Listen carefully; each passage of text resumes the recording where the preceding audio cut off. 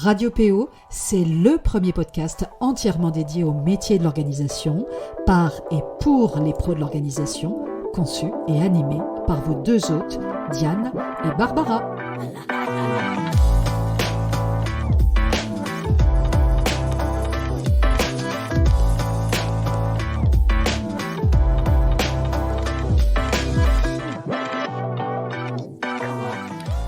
Bonjour à toutes et à tous, je suis très heureuse de vous retrouver pour ce tout nouvel épisode du podcast Radio PO, la radio des pros de l'organisation. On est déjà au 31e épisode et vous êtes de plus en plus nombreux et nombreuses à nous suivre et c'est vraiment, on voulait vous le dire, très encourageant pour Barbara et moi. Un grand merci donc pour vos retours, vos partages sur les réseaux sociaux, vos petits mots envoyés par mail. Ça nous fait toujours super chaud au cœur puisque quand on enregistre un épisode, vous le savez, on n'a pas de retour direct. Donc pour nous, toutes ces petites manifestations, ces petits encouragements, ils sont super précieux. Donc on voulait vraiment vous remercier pour ça. Alors, souvenez-vous, dans la saison 1 du podcast, et plus particulièrement dans le 2e épisode, donc ça date un petit peu, j'étais revenue, donc au tout démarrage, forcément, pour expliquer du podcast Radio PO, j'étais revenue sur le périmètre métier du professionnel de l'organisation, sur ces 4 domaines d'intervention que sont le home organizing, le office organizing, le home management et la gestion du temps à travers le office management. Donc maintenant, vous savez de quoi il s'agit, etc. Et je vous avais dit à la fin de l'épisode que je reviendrai sur le périmètre du métier, mais cette fois sous une approche différente, pour vous expliquer en détail ce qui ne rentre pas dans notre champ de compétences et surtout ce que n'est pas un professionnel de l'organisation, précisément pour que vous puissiez encore mieux appréhender les contours de notre métier. Et c'est important parce que ces limites, elles ont un impact justement sur la posture du PO, du professionnel de l'organisation, quand il accompagne un client. Donc, je vais commencer par revenir sur les activités qu'on a choisi d'écarter à la création de la FFPO. FFPO, pour ceux qui découvrent le podcast, Fédération francophone des professionnels de l'organisation. Quand on a commencé à se réunir, alors ça date un petit peu, au cours de l'année 2015, donc là ça fait plus de 8 ans aujourd'hui, avec plusieurs consoeurs professionnels de l'organisation, pour poser les toutes premières fondations de la FFPO, on a commencé, alors évidemment après nous être attachés quand même à définir notre métier, par délimiter ce qui rentrait dans le champ de notre compétence métier, mais aussi, c'était important, surtout ce qui n'y rentrait pas. Et j'ai envie de dire que c'est la base en fait de ce qui constitue une fédération professionnelle. Et il faut se souvenir qu'à l'époque, il n'existait pas grand-chose, il n'y avait aucune fédération en France ou même dans le périmètre francophone européen et qu'on partait véritablement d'une page blanche. Et puis nous, notre métier, c'était pas forcément... on n'avait jamais créé de fédération professionnelle. Donc il fallait quand même bien partir de quelque chose. Et comme on est sur de nouvelles compétences et un nouveau métier que tout le monde ne connaît pas encore, il est super important justement de bien comprendre ce qui relève de notre métier et ce qui n'en relève pas. À l'époque, après, alors je vous passe les détails, mais après d'âpres discussions, parce que forcément, comme on partait de zéro, on n'était pas forcément toujours d'accord, on a au final décidé d'exclure du champ de compétences du professionnel de l'organisation les activités professionnelles suivantes. D'abord, alors le ménage et plus largement tout ce qui peut être assimilé à l'entretien de la maison, tout ce qui est aide à domicile, aide aux courses, le coaching parental, le secrétariat administratif ou l'aide à la gestion administrative, le conseil ou le coaching budgétaire, le homestaging, tout ce qui relève de la décoration d'intérieur ou l'architecture intérieure, les services de conciergerie et tout ce qui touche au déménagement, mais côté évidemment manutention. Pourquoi on a fait ça ? Parce que le maître mot qui doit nous guider, c'est l'organisation. Quand on parle de coaching parental, par exemple, on est sur le terrain de l'éducation.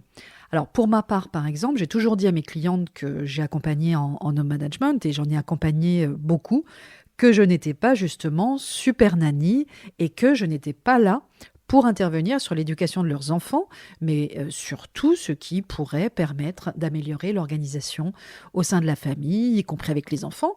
Et cette nuance, elle est quand même de taille, parce que cette nuance, vos clients ne l'auront peut-être pas, et c'est normal que ce soit flou pour eux, puisque le professionnel, c'est vous, mais justement, il faut que ces limites soient parfaitement claires pour vous.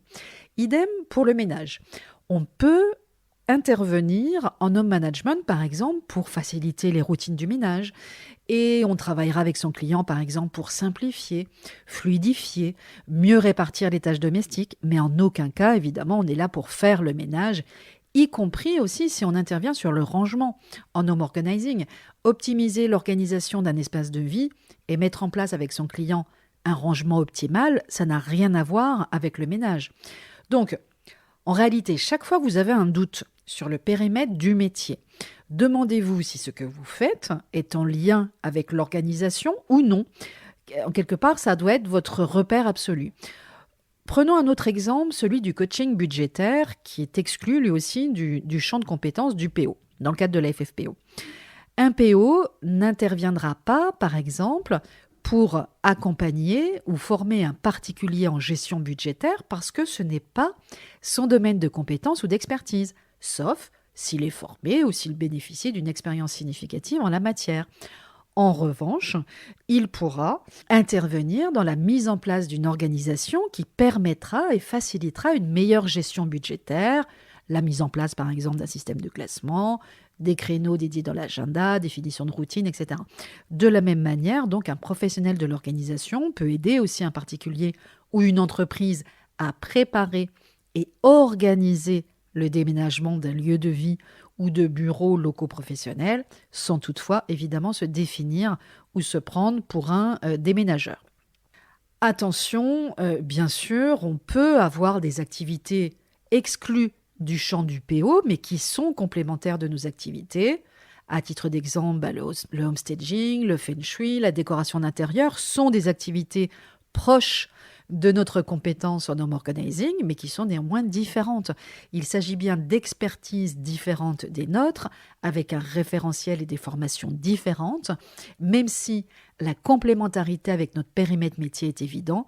Ainsi, donc, il est tout à fait possible de proposer des prestations en home organizing et des prestations en feng shui ou décoration d'intérieur, à condition de bien faire la différence entre les deux prestations et surtout, et c'est ça qui est important aussi, de savoir l'expliquer à ses clients qui peuvent, eux, et là encore c'est normal, facilement confondre home organizing et homestaging par exemple.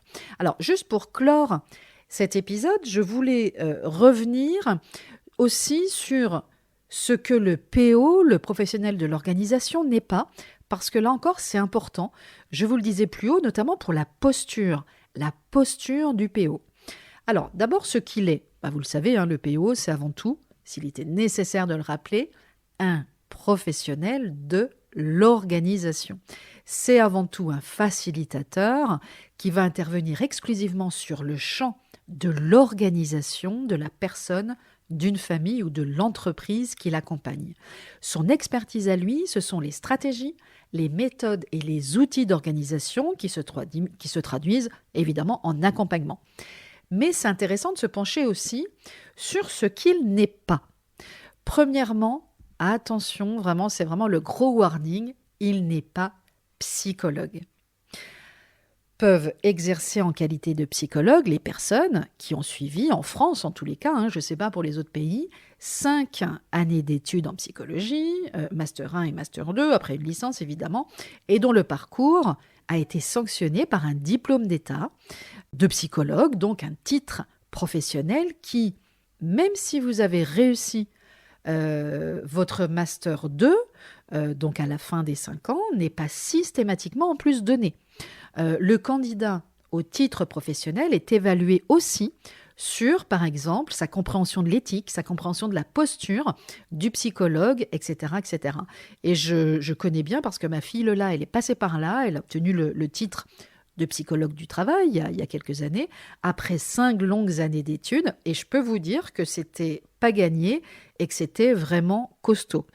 Même si l'exercice de notre métier, alors on le sait, qui est tissé avant tout de relations humaines, nécessite de déployer j'ai envie de dire des qualités, mais des trésors, souvent même de diplomatie, d'écoute, de bienveillance. Attention quand même à ne pas nous improviser, parce que parfois la tentation pourrait être grande. Psychologue pour autant, hein, la dérive, qui est plutôt classique, hein, elle est dangereuse pour soi comme pour son client. Je vous donne un exemple concret.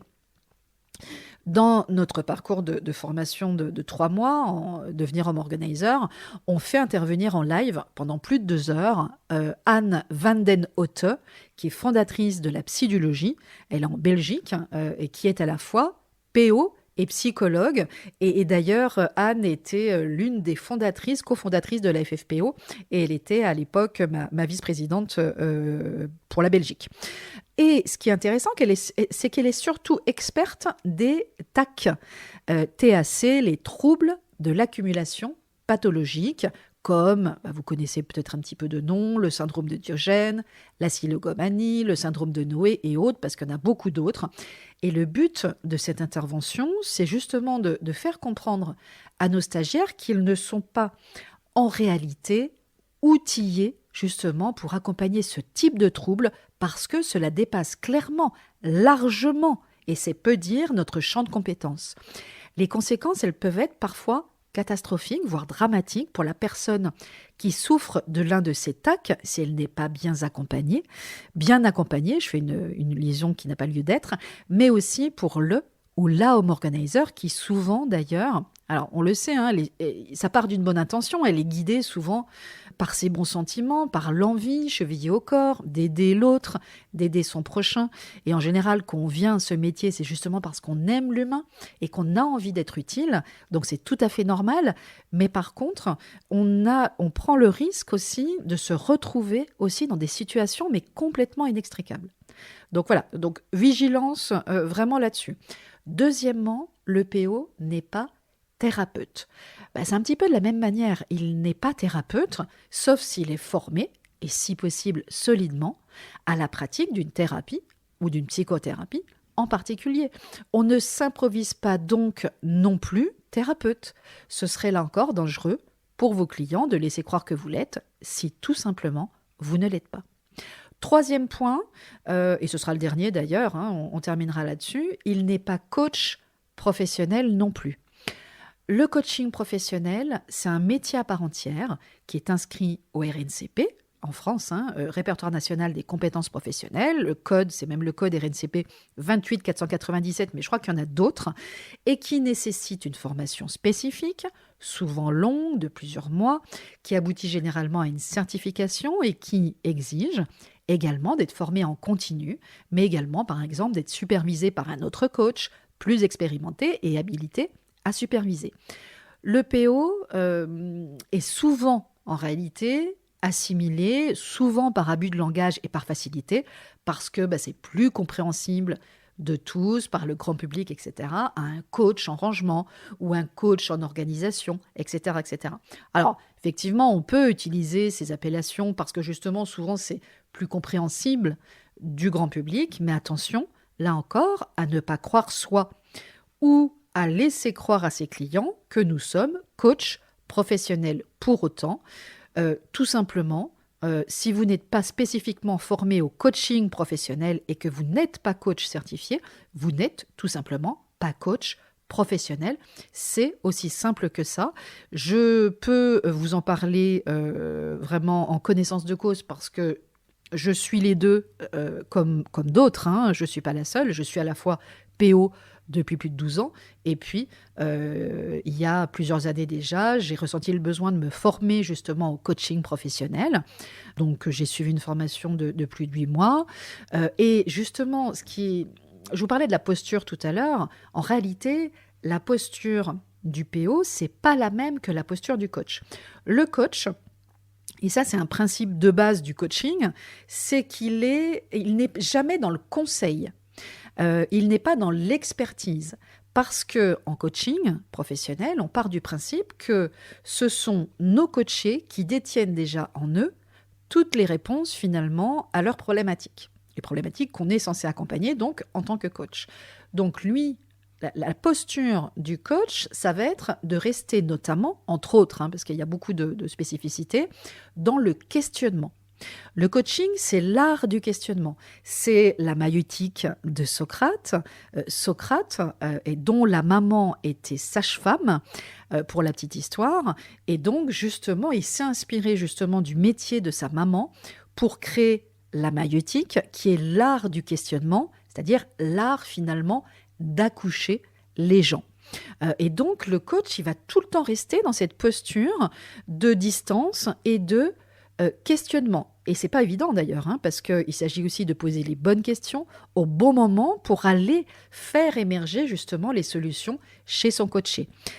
Le PO, c'est une posture complètement différente puisqu'il a une expertise en organisation, qui d'ailleurs peut être spécialisée en home organizing ou en home management ou en gestion du temps ou pas d'ailleurs, et dont on attend de lui en réalité qu'il vienne donner des conseils, qu'il vienne préconiser un certain nombre de choses, les mettre en œuvre, etc. Donc on est sur des postures qui sont complètement différentes, et d'ailleurs c'est difficile justement qu'on ait les deux.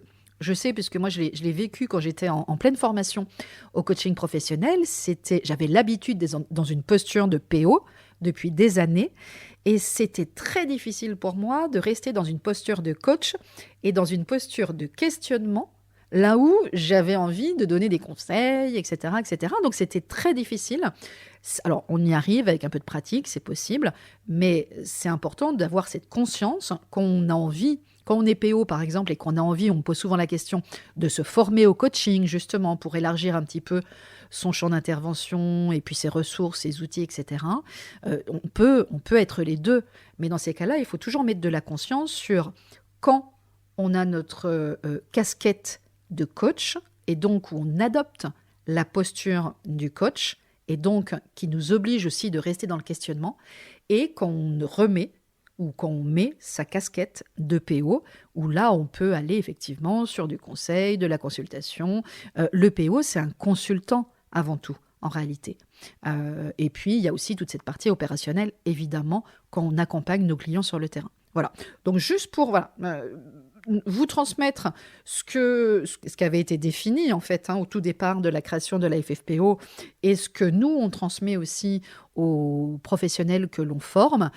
Pour résumer, tout ça pour vous dire qu'il vous appartient effectivement de bien connaître les contours et les limites de notre champ de compétences, justement pour ne pas aller sur des terrains que nous ne maîtrisons pas.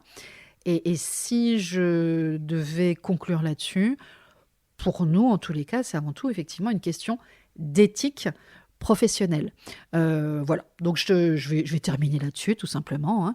Je vous souhaite évidemment un bon vendredi, un doux et reposant week-end, bien au chaud si possible, et je vous retrouve, vous le savez, dans 15 jours pour un tout nouvel épisode. La semaine prochaine, c'est Barbara, tout simplement, qui prend le relais. Je vous dis à très bientôt.